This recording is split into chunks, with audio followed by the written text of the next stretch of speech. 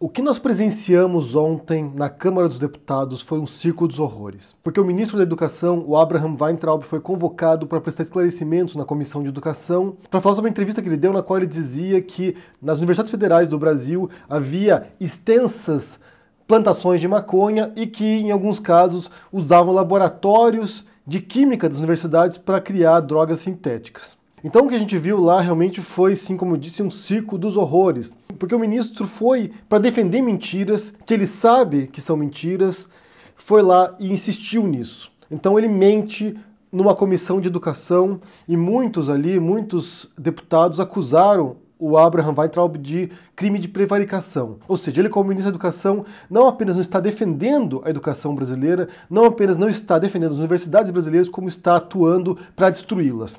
E esse é um propósito claro, esse é um propósito óbvio desse governo Bolsonaro e desse ministro da Educação, que é a destruição das universidades públicas, das federais do Brasil, que é o ataque frontal aos professores e alunos das federais. Eu vou deixar para vocês aqui no comentário fixado o link para dois textos aqui, um deles da UNB e o outro da UFMG, no qual eles mostram como as acusações feitas pelo Weintraub são mentirosas.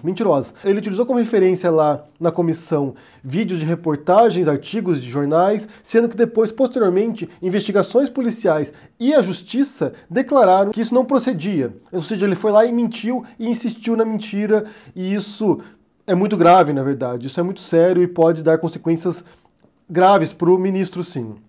Espero que avance, na verdade. Espero que isso leve à exoneração desse ministro, porque ele é alguém que está, de maneira criminosa, atuando contra a educação no Brasil. Como eu disse no vídeo de domingo aqui, quando eu falei sobre o caso de censura envolvendo o meu livro, eu tenho boas notícias aqui, que eu vou falar sobre isso aqui rapidamente. Como eu disse naquele vídeo lá, existem 3 pontos iniciais de ataques de governos autoritários. Eles atacam a educação, eles atacam os professores universitários, os alunos universitários, eles atacam jornalistas, eles atacam artistas, que inclui também escritores. E eu me esqueci de mencionar também um 4º ponto de ataque, que são grupos militantes, né? Sindicatos, movimentos civis. Então eles atacam esses pontos porque são os pontos de resistência ao autoritarismo. São os pontos de resistência à retórica autoritária. E o ministro sabe muito bem disso, como bom olavista que ele é, porque essa é uma pauta do Olavo de Carvalho. Essa constante guerra cultural que passa justamente pela destruição da Universidade Federal, dos professores universitários, contra os quais o Olavo de Carvalho tem um tremendo ressentimento, porque ele, enquanto pessoa sem formação nenhuma, se sente discriminado pelos professores universitários, porque não reconhecem nele o gênio que ele pensa que ele é, sendo que na verdade não é nada. Então é um ataque frontal à educação. Só falando rapidamente aqui sobre o livro, né? No domingo eu mencionei aqui que meu livro tinha sido censurado pelo MEC, a editora tinha sido ameaçada pelo MEC. Segundo o editor, o MEC mandou uma clara mensagem de que eles estavam se arriscando a publicar livros contra o governo. Nesse mesmo domingo, a TV 247, o Leonardo Atucci, ao vivo foi lá e anunciou que se eu quisesse, junto com o autor do livro, se nós quiséssemos, a gente poderia publicar pela editora 247 em parceria com a Cota Editorial. Então a gente conversou com eles durante a semana e já fechamos com ele. Então vai ser nessa parceria agora, 247 e Cota Editorial, que eu já conheço o trabalho. Na verdade, meu livro esse ano foi lançado pela Cota Editorial, que é esse aqui, Um Cego em Buenos Aires. Eu conheço o trabalho deles, fico muito feliz de trabalhar com o Salvo de novo, porque eu conheço o trabalho dele como editor, confio muito no que ele faz. Ou seja, o livro que foi ameaçado pelo MEC vai sair agora por outra editora e vai sair em breve. Então nos próximos dias já teremos novidades sobre isso. Mas como eu disse, essa estratégia deles de atacar escritores, jornalistas, professores, educadores, militantes, é justamente a intenção deles, dessa guerra cultural, de tentar mudar o domínio hegemônico cultural numa sociedade. Eu quero mostrar para vocês aqui de onde parte esse ataque do Weintraub. Veja só isso aqui, uma publicação de 11 de março de 2019 do Olavo de Carvalho. Universidades no Brasil são, em primeiro lugar, pontos de distribuição de drogas. Em segundo, locais de suruba. A propaganda comum no petista fica só em terceiro lugar. O que o Weintraub faz é reproduzir aquilo que o Olavo de Carvalho diz há muito tempo. O ataque que eles fazem constantemente às universidades. Porque eles precisam tirar a credibilidade desse ambiente acadêmico e precisam tirar a credibilidade dos professores universitários. E é o que o Abraham faz. Ao chamar as universidades de espaço de balbúrdia, como ele fez no começo do ano, e agora dizer que são pontos de venda de droga, com traficantes, mesmo após a investigação policial e decisão da justiça afirmar que não é verdade isso, ele continua insistindo isso porque isso é uma estratégia olavista. É de fato um ataque frontal à educação, ou seja, ele está de fato prevaricando. O ministro, ele é alguém que atua contra a educação, contra as universidades federais. Porque ao fazer isso, ao destruir essa influência das federais, onde a ideologia deles não penetra, não entra, porque os professores ali altamente qualificados compreendem a bobagem que eles dizem, ao destruir esse espaço eles podem criar novas universidades, privadas nesse caso, e aí sim eles podem utilizar a ideologia deles, essa ideologia bizarra que eles defendem, para moldar a percepção dos alunos universitários. Ou seja, a intenção é clara, é uma guerra cultural, eles estão empreendendo isso, parte de uma visão olavista, de fato, como se viu aqui, é uma publicação de março já falando dessas coisas de drogas, é a intenção deles. Isso é claro, isso é nítido. E só para você ver outros exemplos aqui também de como isso permeia a noção olavista da realidade, publicações do novo diretor da Funarte, o Dante Mantovani.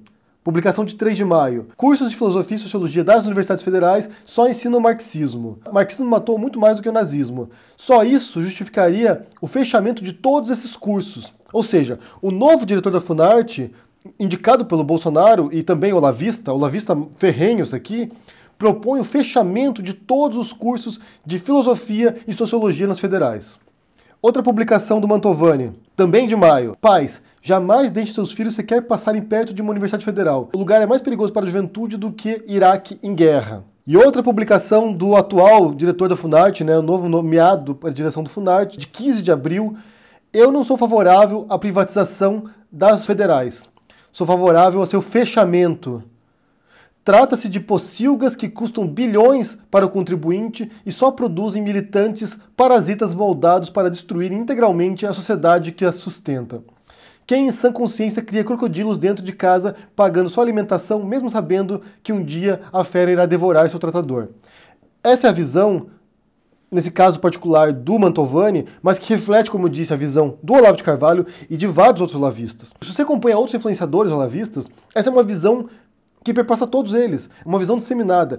Nando Moura, Bernardo Kister, Alan dos Santos, o Weintraub, o Carlos Nadalim, outro olavista que atualmente é secretário de alfabetização, é a visão dos filhos do Bolsonaro, do Eduardo Bolsonaro, do Carlos Bolsonaro, ou seja, é uma visão do governo, é um governo que quer destruir a Universidade Federal, a universidade pública e quer destruir os professores. Porque eles sabem, como eu disse, que eles não conseguem entrar nesse ambiente. Esse é um ambiente que ainda está blindado contra essa sandice que tomou conta do Brasil. E outro ponto que preocupa também é a capacidade que eles têm de mentir descaradamente sem nenhum tipo de medo pela repercussão e pela consequência disso. Então você tem o Weintraub, ministro da Educação, que vai nessa comissão e mente na cara dura, e mente descaradamente, sabendo que é mentira e ao mesmo tempo fundamentado nessa visão de realidade, de que as universidades são centros de doutrinação, de que as universidades são boca de fumo, são espaços de plantação de maconha. Só é importante ressaltar aqui que é claro que o problema das drogas preocupa, é uma epidemia no país, e não apenas no país também. Nos Estados Unidos, por exemplo, você vê agora tem uma epidemia de heroína. Então realmente preocupa. É claro que é um caso de saúde pública, mas isso não é um tema que deve ser tratado pelo ministro da Educação.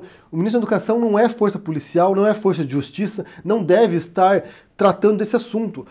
O propósito do Ministério da Educação, o propósito do ministro da Educação é de implementar políticas públicas para melhorar a educação, não para destruir a educação. Então ele tem que encontrar saídas para melhorar o ensino público, o ensino da federal, melhorar a qualidade do ensino, a estrutura das universidades e não ficar cuidando de aspectos que não tem nada a ver com o ministério dele. E aqui é importante ressaltar também que quando eles partem para essas pautas morais que tem a ver com o uso de drogas, que inclui também as federais fazem parte do Brasil. Elas não são o Brasil, elas são parte do Brasil. Então se existe uso de drogas nas federais, é porque existe uso de drogas fora das federais também e muito mais. Eles utilizam essas pautas morais porque eles sabem que isso afeta a emoção dos brasileiros. Porque quando você fala, por exemplo, sei lá, da decadência do ensino, falta de qualidade do ensino, isso não abala a sociedade, isso não mexe com o brasileiro. Mas quando você fala de drogas, quando você fala de sexo, suruba, como diz o Olavo de Carvalho, isso mexe com o brasileiro. Porque boa parte da população ainda tem esses valores tradicionais, conservadores, em alguns casos reacionários, e se sentem mexidos por isso. Como é que um pai vai pensar assim, eu vou mandar meu filho para a federal e ele vai virar drogado, lá vai virar traficante? Sendo que é uma bobagem. Ele pega casos isolados, ele pega pequenas situações que se deram, para uma comunidade estudantil de centenas de milhares ou milhões de pessoas, pega alguns casos isolados e trata como se fosse um caso disseminado, sendo que não é. Então, quando eles trabalham com essa guerra cultural e também passa por essa pauta de costumes, que é a pauta central desse governo, eles querem fiscalizar o rabo alheio, querem fiscalizar o que os outros fazem em termos de costumes.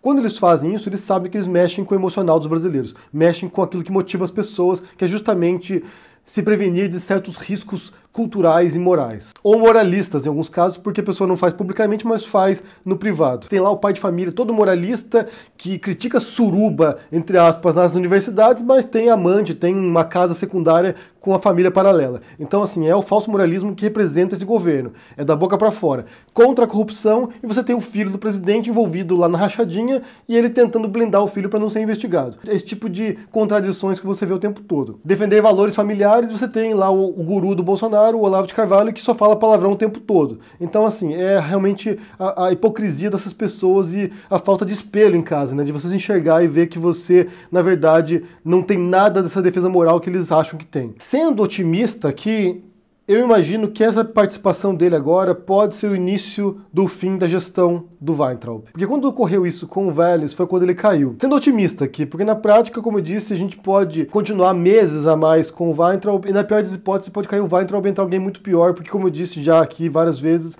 esse governo Bolsonaro, ele não nos cansa de surpreender no potencial destrutivo deles.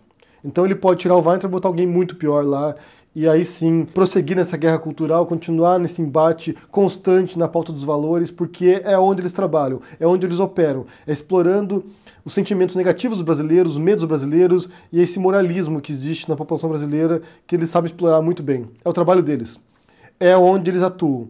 Eles não têm projetos, eles não têm políticas públicas, eles não sabem atuar, são incompetentes, mas quando se trata de implementar o medo nas pessoas, eles são muito bons nisso. Então, repito aqui para concluir, o que o Weintraub faz é uma agenda totalmente olavista. Ele está aqui seguindo à risca a cartilha do Olavo de Carvalho. E como eu mostrei aqui, em março você tem o Olavo dizendo coisas que o Weintraub vai dizer agora em novembro. Ele está repetindo o que o mestre dele diz, mesmo sabendo que é mentira. Isso que é importante, mesmo sabendo que é mentira. E é alguém que atua contra a educação, contra os professores, contra as universidades federais. Ele é um inimigo da educação. Como eu disse aqui, eu deixo o link para esses artigos que eu mencionei aqui, da UNB explicando o que se deu lá e a mentira do Weintraub, da UFMG, também o link para a Comissão de Educação com o depoimento do Weintraub lá, mentindo várias vezes, repetidas vezes, insistentemente. Quero saber o que vocês pensam sobre isso aí, sobre essa pauta destrutiva da educação, se vai funcionar, porque eu acho que o maior medo é esse, né, que funcione, eles consigam fazer o que eles pretendem. Se vai funcionar isso, deixa aqui no comentário, deixa o joinha, assine o canal, ajude no apoio, a gente se vê por aí. Abraço e até mais. Tchau!